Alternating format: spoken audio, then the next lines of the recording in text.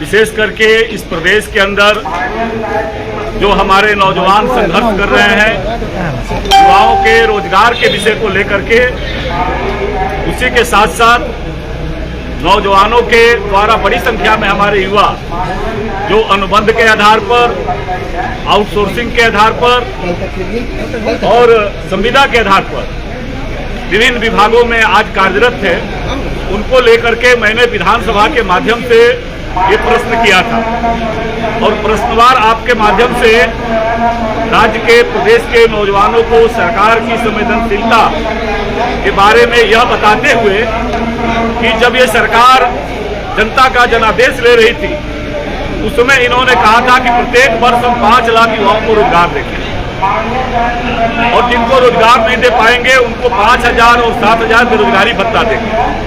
हमने सरकार से ये जानना चाहा कि राज्य के विभिन्न विभागों में संविदा, अनुबंध और आउटसोर्सिंग के कर्मी हजारों की संख्या में कार्य कर रहे हैं।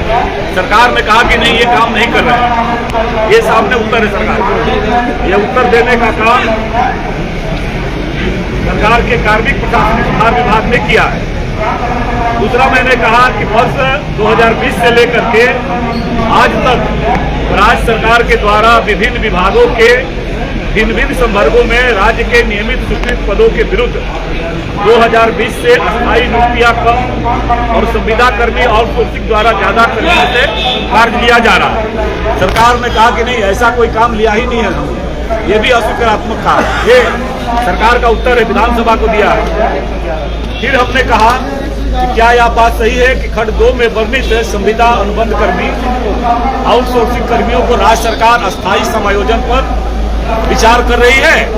सरकार ने इसको अस्वीकार किया है कि नहीं, ऐसा कोई विचार, उनको समायोजन करने के बारे में कोई विचार नहीं है। फिर हमने कहा कि अगर उत्तर खंडों के उत्तर स्वीकारात्मक है तो क्या सरकार बतलाना चाहेगी कि वर्ष 2020 से लेकर के अब तक कितने अनुबंध कर्मी, संविदा कर्मी और आउटसोर्सिंग कर्मियों के माध्यम से कार्य किया जा रहा है?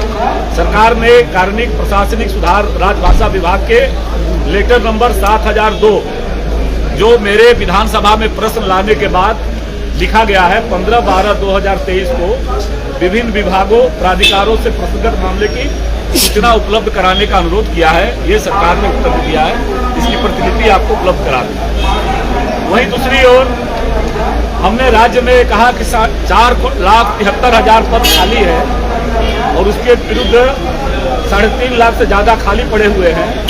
सरकार ने कहा कि सभी विभागाधीन सेवा संवर्गों की अधिकतर रिक्तियों का आकलन हेतु सभी विभागों, संस्थानों के द्वारा प्रतिवेदन का मांग किया गया।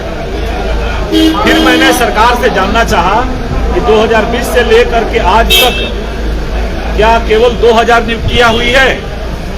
आप सरकार ने उसको अस्वीकार किया और अंतिम खंड में मैंने प्रश्न किया कि क्या सरकार बतलाना चाहेगी 2020 से लेकर अब तक स्वीकृत पदों के विरुद्ध किन-किन वर्गों में कितनी नियुक्तियां की गई है और कब नियुक्ति हुई है, शेष पद रिक्त कितने?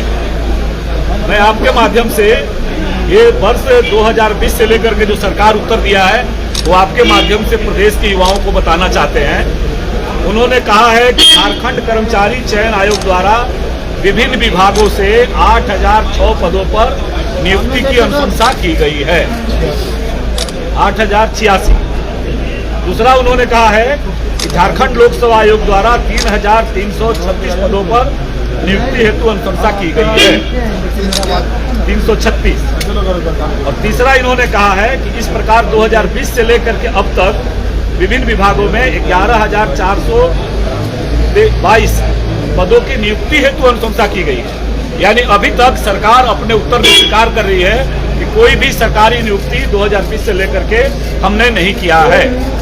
वहीं दूसरी ओर उन्होंने कहा है कि झारखंड कर्मचारी चयन आयोग के माध्यम से विभिन्न सेवा संवर्गों में 44,970 रिक्त पदों की नियुक्ति हेतु अधियाचना प्रेषित की गई है, जिसके विरुद्ध 36,765 पदों के विरुद्ध विज्ञापन प्रकाशित किया करके प्रक्रिया प्रारंभ की गई।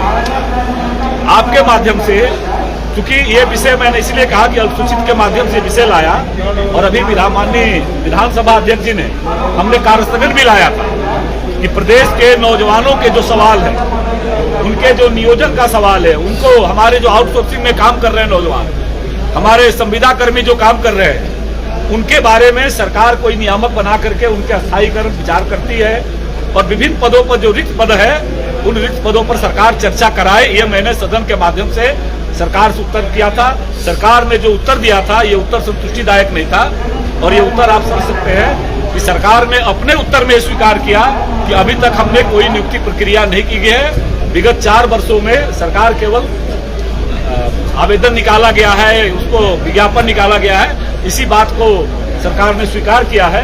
तो इससे अंदाजा कर सकते हैं कि ये सरकार युवाओं के प्रति जो झूठे वादे नारे दे करके आई, हमारे आउटसोर्सिंग में काम करने वाले हजारों लाखों कर्मी, हमारे संविदा पर काम करने वाले कर्मी, उनके बारे में सरकार की न तो नीति स्पष्ट है और न नियत स्पष्ट है और न सरकार नौजवानों के रोजगार के विषय पर संवेदनशीलता के साथ किसी प्रकार का भी कार्रवाई करने को तैयार है।